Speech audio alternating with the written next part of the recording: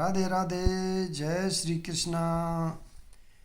श्रीमद् भागवत गीता का अध्याय नंबर 2 का जो शेष भाग बचा हुआ है उसको मैं आगे की तरफ बढ़ाते हुए पढ़ रहा हूँ। इसमें आत्मा के बारे में बताया गया है। यह आत्मा अखंडित तथा अघुलनशील है। इसे न तो जलाया जा सकता है न ही सुखाया जा सकता है। यह शाश्वत, सर्वव्यापी, अविकारी, शिथिल तथा सदैव एक सा रहने वाला है। अणु आत्मा के इतने सारे गुण यही सिद्ध करते हैं कि आत्मा पूर्ण आत्मा का अणु अंश है और बिना किसी परिवर्तन के निरंतर उसी तरह बना रहता है।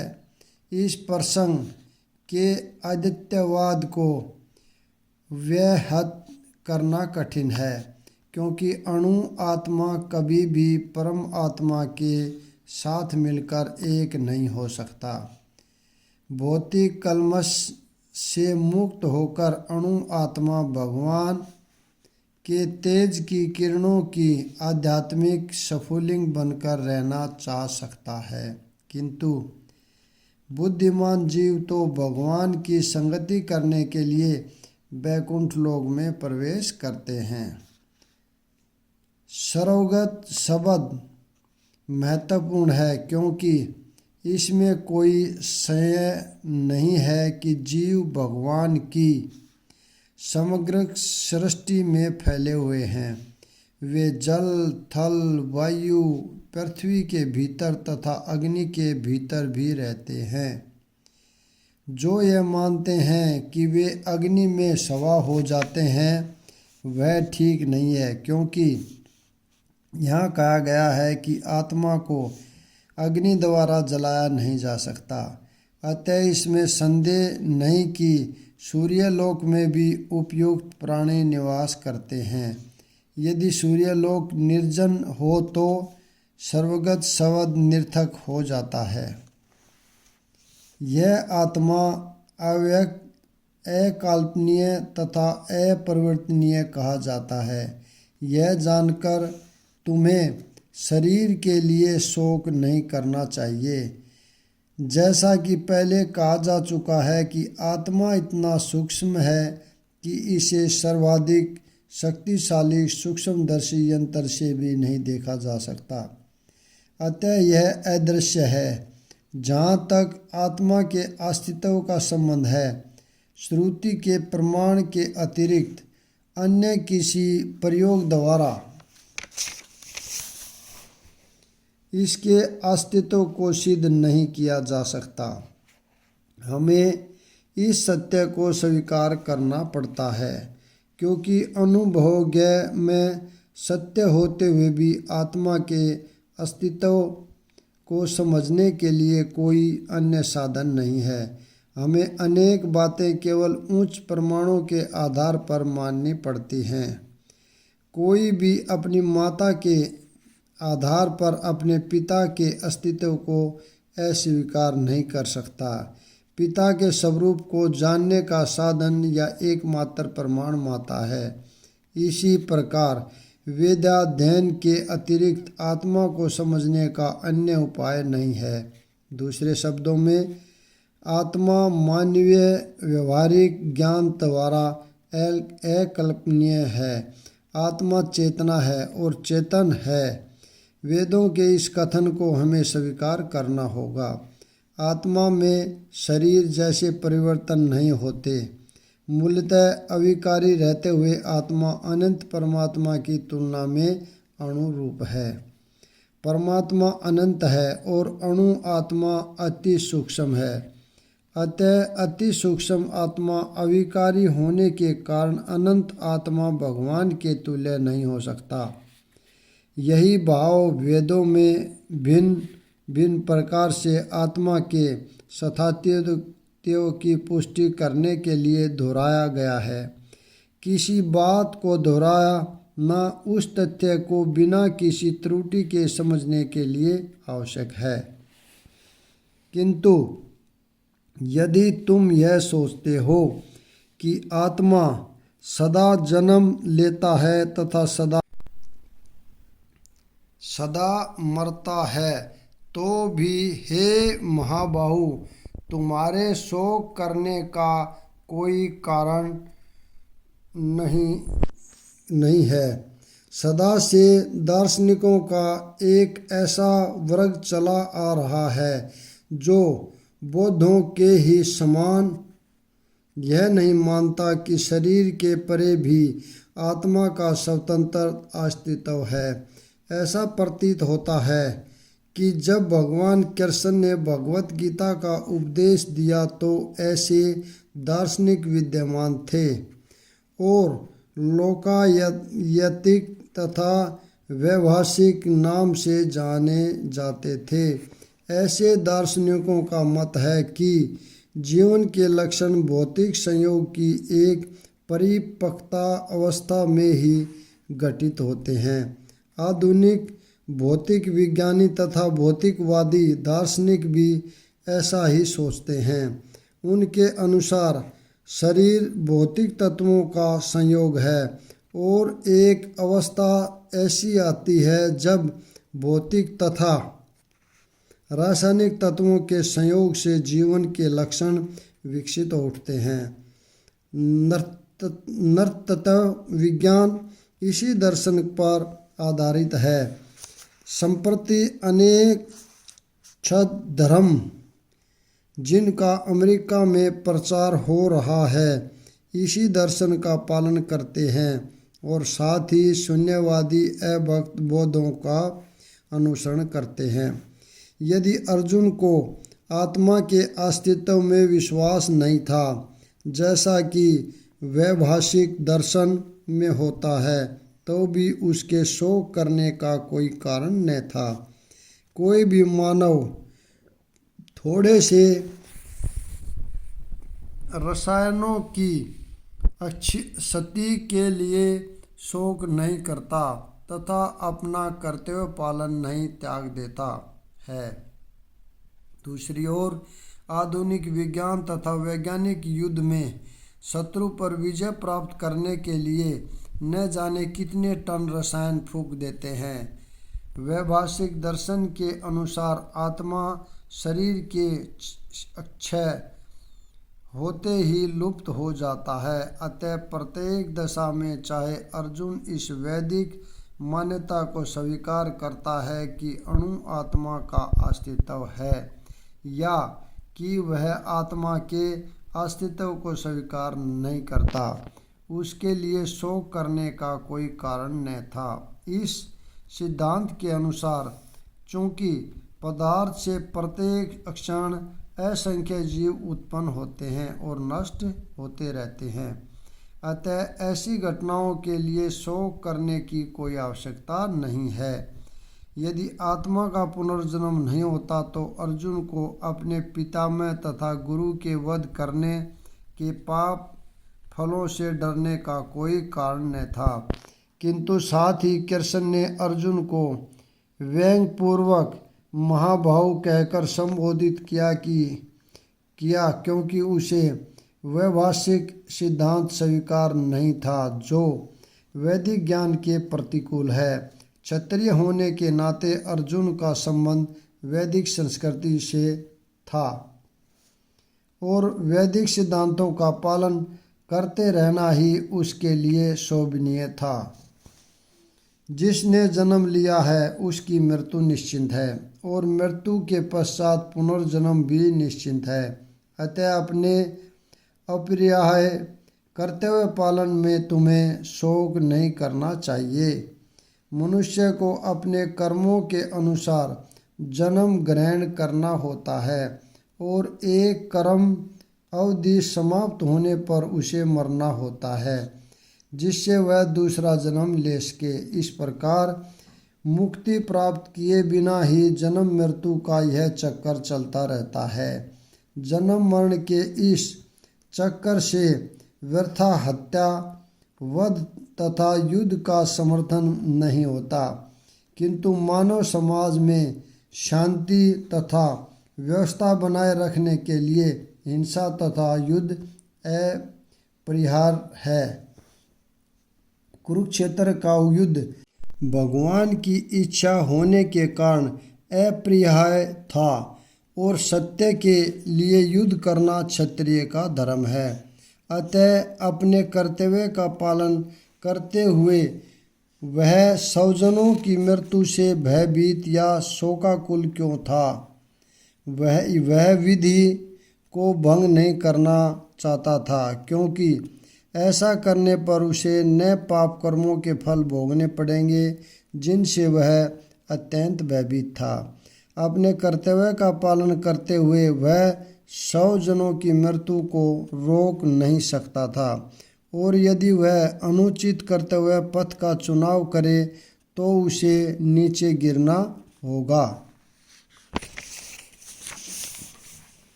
सारे जीव प्रारंभ में अव्यक्त रहते हैं, मध्य अवस्था में व्यक्त होते हैं और विनष्ट होने पर पुनः अव्यक्त हो जाते हैं। अतः शोक करने की क्या आवश्यकता है? यह स्वीकार करते हुए कि 2 प्रकार के दार्शनिक हैं, एक तो वे जो आत्मा के अस्तित्व को मानते हैं, दूसरे वो जो आत्मा के अस्तित्व को नहीं मानते। कहा जा सकता है कि किसी भी दशा में शोक करने का कोई कारण नहीं है।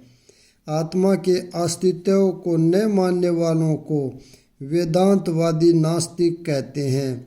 यदि हम तर्क के लिए इस नास्तिकवादी सिद्धांत को मान भी लें तो भी शोक करने का कोई कारण नहीं है।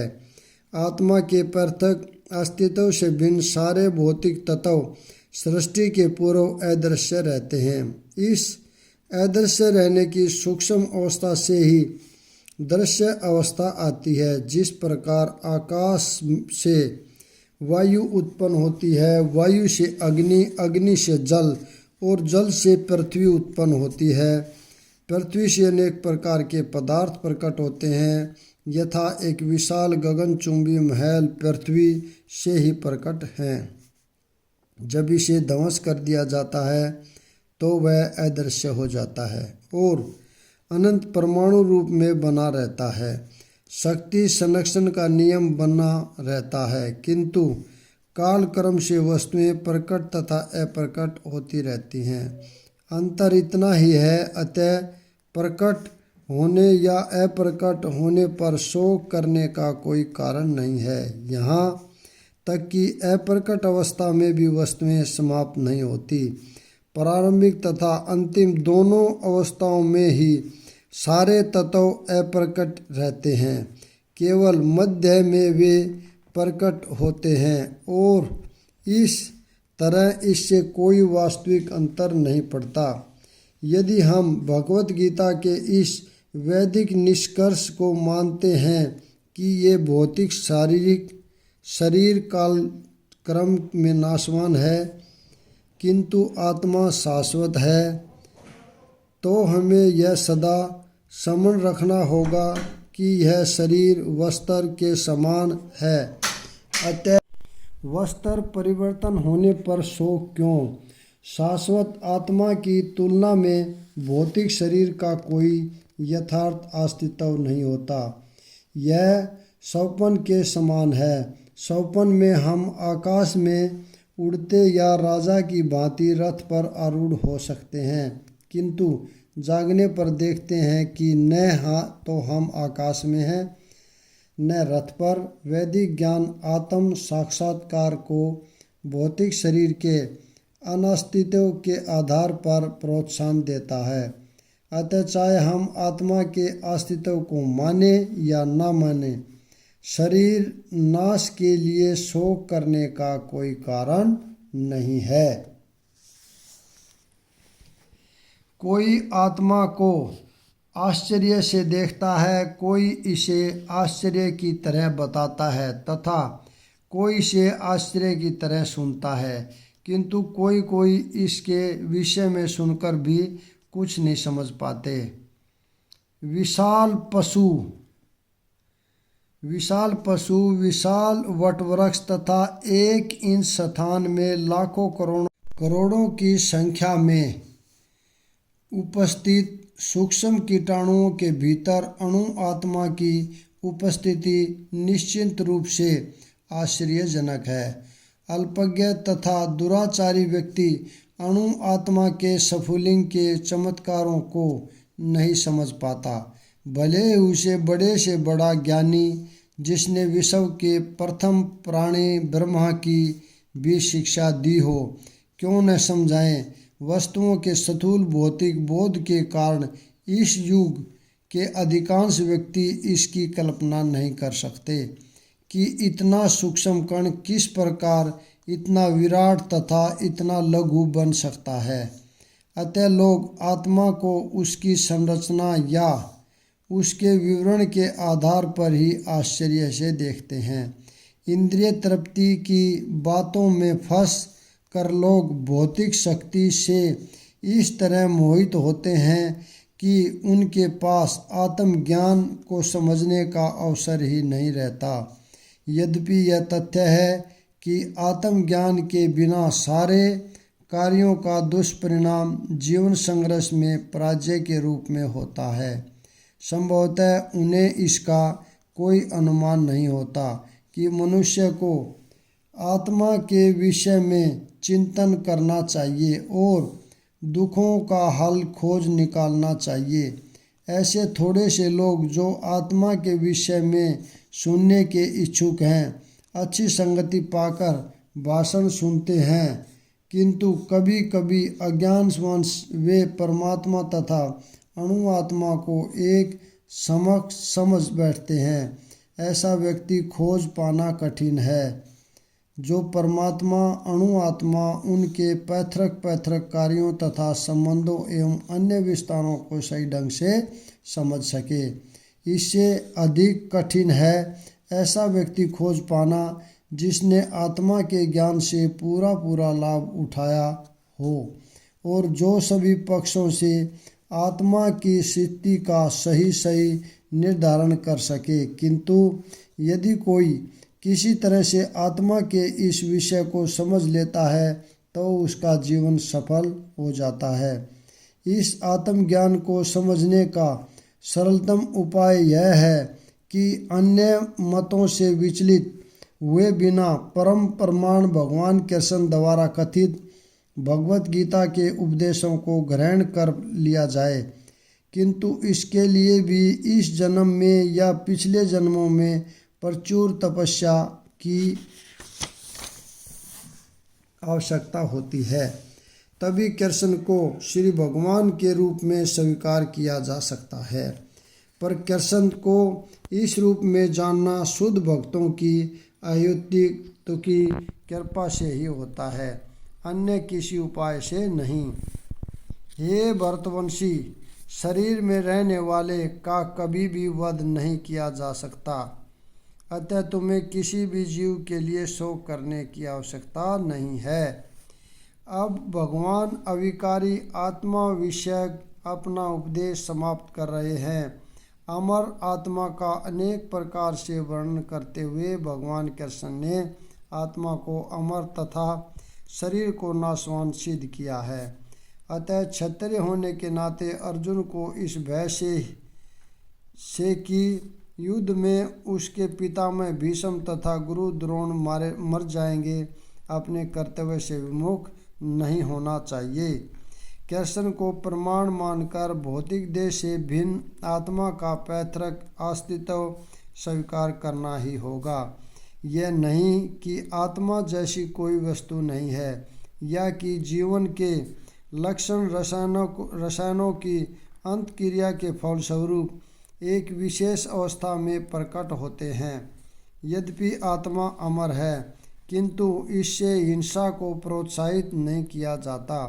फिर भी युद्ध के समय हिंसा का निषेध नहीं किया जाता, क्योंकि तब इसकी आवश्यकता रहती है। ऐसी आवश्यकता को भगवान की आज्ञा के आधार पर उचित ठहराया जा सकता है, स्वेच्छा से नहीं। क्षत्रिय होने के नाते अपने विशिष्ट धर्म का विचार करते हुए तुम्हें जानना चाहिए कि धर्म के लिए युद्ध करने से बढ़कर तुम्हारे लिए कोई कार्य नहीं है। अतः तुम्हें संकोच करने की कोई आवश्यकता नहीं है। सामाजिक अवस्था के 4 वर्णों में द्वितीय वर्ण उत्तम शासन के लिए है और क्षत्रिय कहलाता है। क्षत का अर्थ है चोट खाया हुआ। जो क्षति से रक्षा करे वह क्षत्रिय कहलाता है। क्षत्रियों को वन में आखेट करने का प्रशिक्षण दिया जाता है। क्षत्रिय जंगल में जाकर शेर को ललकारता और उसे आमने सामने अपनी तलवार से लड़ता था। शेर की मृत्यु होने पर उसकी राजसी ढंग से अन्त्येष्टि की जाती थी। आज भी उदयपुर रियासत के क्षत्रिय राजा इस प्रथा का पालन करते हैं। क्षत्रियों को विशेष रूप से ललकारने तथा मारने की शिक्षा दी जाती है, क्योंकि कभी कभी धार्मिक हिंसा अनिवार्य होती है। इसलिए क्षत्रियों को सीधे संन्यास आश्रम ग्रहण करने का विधान नहीं है। राजनीति में हिंसा कूटनीतिक चाल हो सकती है, किंतु यह कभी भी कारण या सिद्धांत नहीं हो रही। धार्मिक संहिताओं में उल्लेख मिलता है, युद्ध में विरोधी ईर्ष्यालु राजा से संघर्ष करते हुए मरने वाले राजा या क्षत्रिय को मृत्यु के अंतर्गत वे ही उच्च लोक प्राप्त होते हैं जिनकी प्राप्ति वैज्ञानिक में मारे गए पशुओं की होती है। अतः धर्म के लिए युद्ध भूमि में वध करना तथा याज्ञिक अग्नि के लिए पशुओं का वध करना हिंसा कार्य नहीं माना जाता, क्योंकि इनमें निहित धर्म के कारण प्रत्येक व्यक्ति को लाभ पहुंचता है और यज्ञ में बलि दिए गए पशु को एक स्वरूप से दूसरे में बिना विकास प्रक्रिया के ही तुरंत मनुष्य का शरीर प्राप्त हो जाता है। इसी तरह युद्ध भूमि में मारे गए क्षत्रिय यज्ञ संपन्न करने वाले ब्राह्मणों को प्राप्त होने वाले सर्वलोक में जाते हैं। सर्वधर्म दो प्रकार का होता है। जब तक मनुष्य मुक्त नहीं हो जाता तब तक मुक्ति प्राप्त करने के लिए धर्म के अनुसार शरीर विशेष के कर्तव्य करने होते हैं। जब वह मुक्त हो जाता है तो उसका विशेष कर्तव्य या सर्वधर्म आध्यात्मिक हो जाता है और ध्यात्म बुद्धि में नहीं रहता। जब तक ध्यात्म बुद्धि है तब तक ब्राह्मणों तथा क्षत्रियों के लिए सर्वधर्म पालन अनिवार्य होता है। सर्वधर्म का विधान भगवान द्वारा होता है, जिसका स्पष्टीकरण चतुर्थ अध्याय में किया जाएगा। शारीरिक स्तर पर सर्वधर्म को वर्णाश्रम धर्म अथवा आध्यात्मिक बोध का प्रथम सोपान कहते हैं। वर्णाश्रम धर्म अर्थात प्राप्त शुभारंभ होता है। प्राप्त शरीर के विशिष्ट गुणों पर आधारित सर्वधर्म की अवस्था से मानवीय सभ्यता का शुभारंभ होता है। वर्णाश्रम धर्म के अनुसार किसी कार्य क्षेत्र में सर्वधर्म का निर्वाह करने से जीवन के उच्चतर पद को प्राप्त किया जा सकता है। हे पार्थ, वे क्षत्रिय सुखी हैं जिन्हें ऐसे युद्ध के अवसर अपने आप प्राप्त होते हैं, जिससे उनके लिए सर्वलोक के द्वार खुल जाते हैं। विश्व के परम गुरु भगवान कृष्ण अर्जुन की इस प्रवृत्ति की भर्त्सना करते हैं जब तक कहता है कि उसे इस युद्ध में कुछ भी तो लाभ नहीं दिख रहा है। इससे नरक में शाश्वत वास करना होगा। अर्जुन द्वारा ऐसे वक्तव्य केवल अज्ञानजन्य में थे। वह अपने सर्वधर्म के आचरण में अहिंसक बनना चाह रहा था, किंतु एक क्षत्रिय के लिए युद्ध भूमि में स्थित होकर इस प्रकार अहिंसक बनना मूर्खों का दर्शन है। पराशर स्मृति में व्यासदेव के पिता पराशर ने कहा है, क्षत्रिय का धर्म है कि वह सभी क्लेशों से नागरिकों की रक्षा करे, इसलिए उसे शांति तथा व्यवस्था बनाए रखने के लिए हिंसा करनी पड़ती है। अतः उसे शत्रु राजाओं के सैनिकों को जीतकर धर्मपूर्वक संसार पर राज्य करना चाहिए। यदि सभी पक्षों पर विचार करें तो अर्जुन को युद्ध से विमुख होने का कोई कारण नहीं था। यदि वह शत्रुओं को जीतता है तो राजभोग करेगा, और यदि वह युद्ध भूमि में मरता है तो स्वर्ग को जाएगा, जिसके द्वार उसके लिए खुले हुए हैं। युद्ध करने से उसे दोनों ही तरह लाभ होगा। किंतु यदि तुम युद्ध करने के सर्वधर्म को संपन्न नहीं करते तो तुम्हें निश्चित रूप से अपने कर्तव्य की उपेक्षा करने का पाप लगेगा, और तुम योद्धा के रूप में भी अपना यश खो दोगे। अर्जुन विख्यात योद्धा था, जिसने शिव आदि अनेक देवताओं से युद्ध करके यश अर्जित किया था। शिकारी के वेश में शिवजी से युद्ध करके तथा उन्हें हराकर अर्जुन ने उन्हें प्रसन्न किया था, और वर के रूप में पशु पात्र प्राप्त किया था। सभी लोग जानते थे कि वह एक महान योद्धा है। स्वयं द्रोणाचार्य ने उसे आशीष दिया था और एक विशेष अस्त्र प्रदान किया था, जिससे वह अपने गुरु का भी वध कर सकता था। इस प्रकार वह अपने धर्मपिता एवं स्वर्ग के राजा इंद्र समेत अनेक अधिकारियों से अनेक युद्धों के प्रमाण पत्र प्राप्त कर चुका था। किंतु यदि वह इस समय युद्ध का परित्याग करता है तो वह न केवल क्षत्रिय धर्म की उपेक्षा का दोषी होगा, अपितु उसके यश की भी हानि होगी, और वह नरक जाने के लिए अपना मार्ग तैयार कर लेगा। दूसरे शब्दों में, वह युद्ध करने से नहीं अपितु युद्ध से पलायन करने के कारण नरक का भागी होगा। लोग सदैव तुम्हारे अपश्य का वर्णन करेंगे, और सम्मानित व्यक्ति के लिए अपश्य तो मृत्यु से भी बढ़कर है।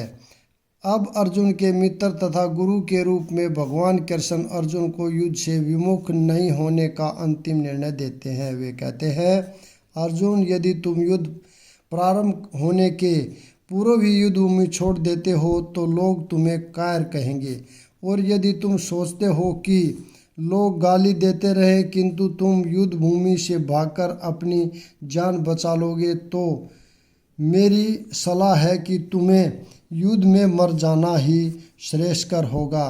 तुम जैसे सामान्य व्यक्ति के लिए अप्रकृति मृत्यु से भी बुरी है, अतः तुम्हें प्राण भय से भागना नहीं चाहिए। युद्ध में मर जाना ही श्रेयस्कर होगा। इससे तुम मेरी मित्रता का दुरुपयोग करने तथा समाज में अपनी प्रतिष्ठा खोने की अपेक्षा से बच जाओगे।